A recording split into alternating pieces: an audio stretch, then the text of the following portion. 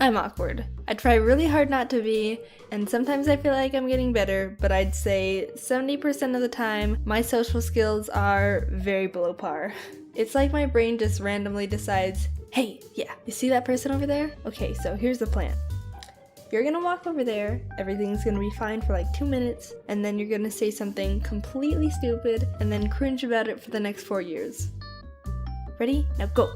I don't really have a point of this video. I kinda just want to tell you guys a bunch of funny stories I look back and facepalm at because I can get so socially awkward at times. It just happens randomly and I never see it coming, which scares me. Like, everything's fine and all of a sudden I'm hit with this wave of not knowing how to interact with people. Like, whoosh. Okay, so this one time I was at a tennis match with this one girl from another school, and we were walking over to the court to play, but it was kind of a long walk, and I didn't want it to be like this extended awkward silence and weird tension, so I decided to try and make a little bit of small talk. I'm absolute garbage at small talk, by the way, so if you ever meet me, you have to carry that job for the both of us, just a warning. So I kind of started a small conversation. So, are you in your senior year? No, I'm in grade 10. Oh, you're really tall for being in grade 10. She didn't really say much after that, so I automatically thought I somehow offended her by calling her tall or something like that. My brain was like, oh my god, Jaiden, how could you call her tall? I can't believe you would offend her so badly. You have to say something to make it up right now, or else she'll be scarred for life because she's too tall. So I just blurted out, oh, but you're really pretty too. Yep, I freaked her out.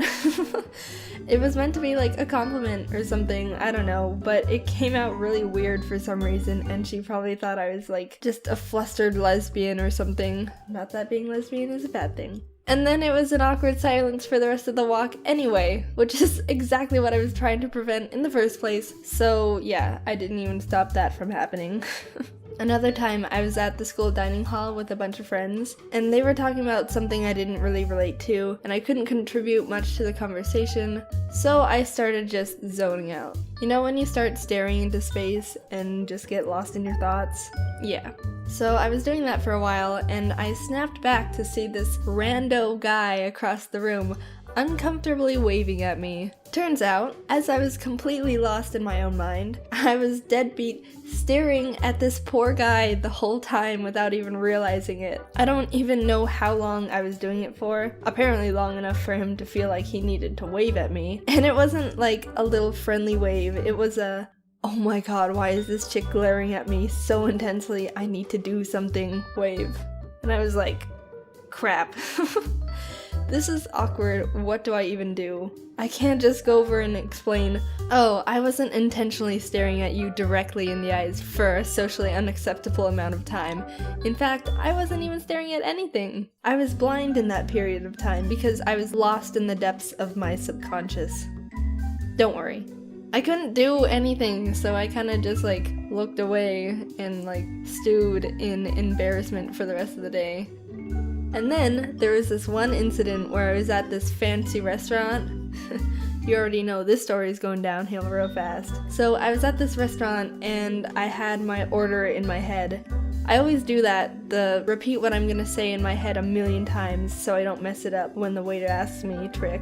I just feel like if I take too long ordering, everyone's gonna automatically get annoyed at how I'm holding everything up, even though it literally doesn't take any time at all and no one cares. So the waiter got to me and I was freaking prepared. Hello, miss. What can I get you today? Hello, can I just get the penne pasta with tomato sauce, please? That is literally word for word what I said. It was one of the simplest dishes on their crazy fancy menu compared to like the freaking mumbo jumbo like ginger glazed mahi mahi fancy fromage à blanc or golden confit escapolo bane femme bon appetit sautéed in ketchup ratatouille. But for some reason he was confused by my overly complicated order and asked, Oh, do you mean the 4-cheese pasta dish with sun-dried tomato sauce and basil? No. Yes. Don't get me wrong, it was good, but frickin' I felt like I would have come off as rude for some reason to correct him, which is absolutely ridiculous because he doesn't care what I eat. It doesn't affect him in his life. And by the way, how in the world did he get sun-dried pesto, 5 cheese, pasta, whatever, basil from penne with tomato sauce? I guess he knew what I wanted more than I did, apparently. Well, those were like 3 little stories I wanted to share with you guys, just because I thought they were funny and I think you'd enjoy them. They're all a bit too short to make separate whole videos out of, so yeah. Unfortunately, I have a bunch more little cringe-inducing stories like these, so if you want me to tell you more in the future, I don't know, like part 2 or something, just let me know, and yeah. If you enjoyed them, make sure you share them with your friends, or I don't know, share some of your own little stories in the comments and stuff. But anyway, thank you for listening to my little stories, hopefully you enjoyed, and I'll see you later. Bye! Oh, do you mean the 4-cheese pasta dish with sun-dried tomato sauce and basil? Oh, do you mean the 4-cheese pasta dish with sun-dried tomato sauce, basil, oregano, deep-fried with gluten-free spinach, sautéed with cranberry oil with 19 different kinds of peppers, and filtered through the Kool-Aid Man, and then leaves you right in the middle of dinner? With a side of alphabet noodles?